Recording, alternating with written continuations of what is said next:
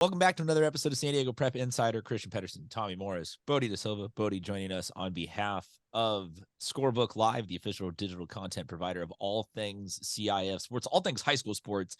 They're a great app to have. They're a great website to check out. You can figure out everything there at sbliveca.com or scorebooklive.com, or if you just Google Scorebook Live or SB Live, you will be able to figure it out. The internet, the world is your oyster. I'm sure you'll be able to figure it all out.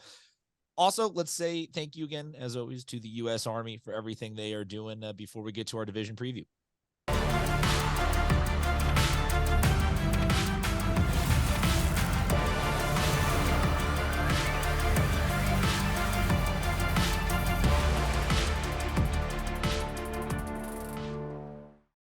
Okay, guys, open division, the finals, Snapdragon Friday.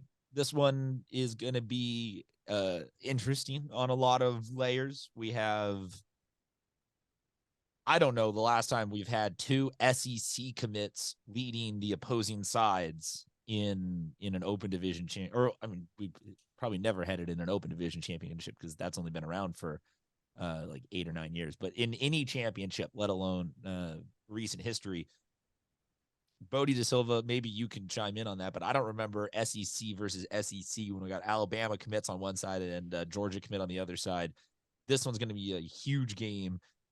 I think that I have a lot I want to talk about, but I will get out of the way initially and just ask you guys, what are you looking at this week in terms of this matchup between Lincoln and Carlsbad? Yeah, I think the first thing I want to see is one, the health of Roderick Robinson. When I saw him to end the regular season against Madison, still put up 100 yards, but he's been dealing with a hip, leg, quad. I don't want to, who knows the exact injury there, and I'm sure they don't want to talk about it a ton, but I just want to see what percent he's at, because you want him in a game like this to be as healthy as he can. And from Carlsbad's point of view, what do they do to try and contain him? Is it bringing a bunch of guys up and just say, hey, like, if you're going to beat us, you got to do it with the pass? I would guess that's probably what it's going to be. And so from Lincoln's point of view, do they have the receivers that can go and step up? It's not the same crew they've had. I think it's a more balanced team overall. The line's really good. Overall, it just each side, each position you look at on both sides, I think is such a fun matchup. Lincoln having so many good players in the secondary, and obviously Carlsbad throwing the ball around a lot and having all their playmakers, Zach Marshall and others, in the receiving game. So many fun matchups to look at. I think it should be a great one. It's one I've circled for much of the season, and glad it's finally happening. Tommy Morris, to be at such a big stage. Tommy, your initial thoughts on this game? Yeah, I mean, I kind of what you said. I don't think San Diego's had these two highly touted prospects playing each other, especially for a championship game, since I can remember. I mean, or even just having two prospects that are these highly touted. So it is an exciting thing for San Diego, nonetheless. And then beyond this game, it'll be interesting to see how these guys can compete at the state level. My hopes are high for both these teams. I think they're both extremely strong.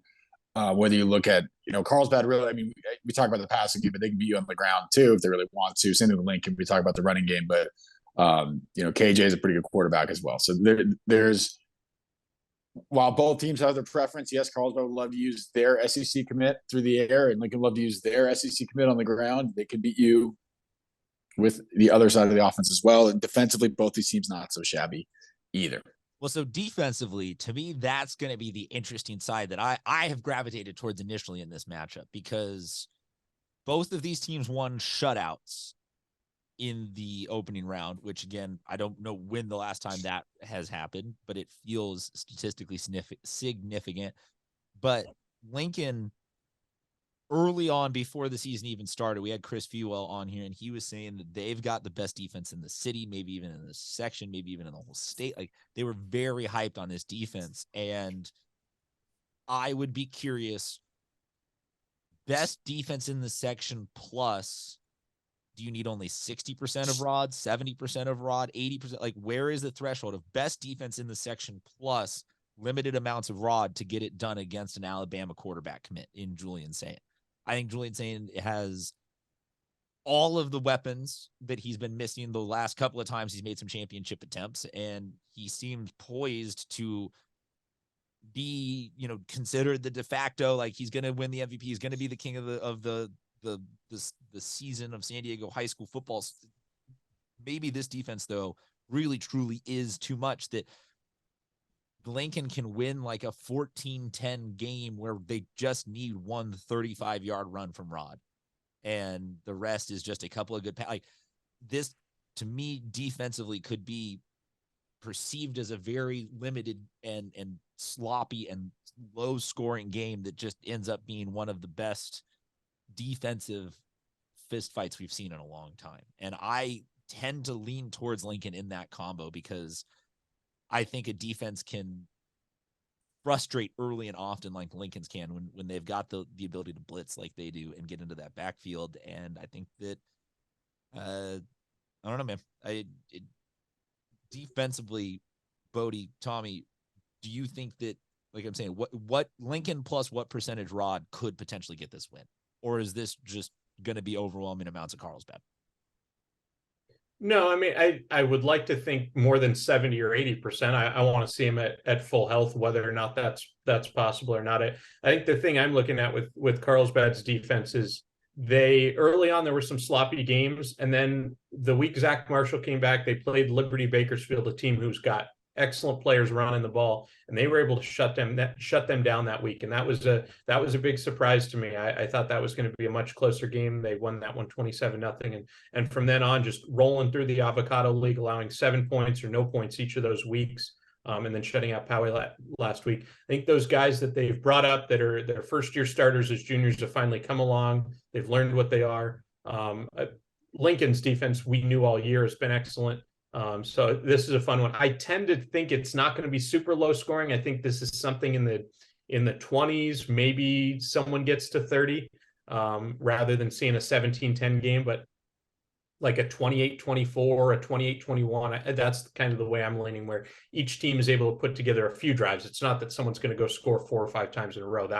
That's something that would shock me. But offensively, as good as they're defensively, each team offensively has too good of offensive play callers and personnel to be shut down for too long of a game. Tommy Morris, any final thoughts on this one before we get out of here? Yeah, I think you asked what percentage Rod need to be at. I think anything over 50, this is probably a Lincoln win, just because if it's over 50, that means you can at least get on the field. Even if he's just being used as a decoy, you have to focus all your time and energy on him, and you have to respect where he is on the field at all times. So I think Lincoln wins this one. I agree with Bodie. I think this is a score in the excuse me as my battery dies. I think this is a score probably in the 20s. I think something like a 28-21 type deal. I actually even 28 seems high, but it will be a low scoring game considering the teams, if that makes any sense to what we're used to out of these two. But I think Lincoln wins this one by a couple points and we will stay in the 20s. There you go. We'll see you at Snapdragon on Friday night. Guys, thank you very much for joining us all football season long. And we'll see you next week for more football and the beginning of basketball and all sorts of goodness all year long. Make sure you also download the SB Live Sports app or visit scorebooklive.com.